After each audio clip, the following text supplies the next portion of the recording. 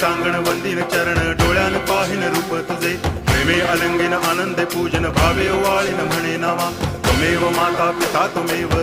बंधुश्च सखा त्वमेव विद्या द्रवणं त्वमेव सर्वं मम देव कायेन वाचा मनसेन्द्रियैर्वा बुद्ध्यात्मना वा प्रकृति स्वभावात् करोमि यद्यत् सकलं परस्मै नारायणायति समर्पयामि अच्युतं केशवं रामनारायणं कृष्णदामोदरं वासुदेवं हरि गिरिधरं माधवं गोपिकावल्लभं जानकीनायकं रामचन्द्रं भजे हरे राम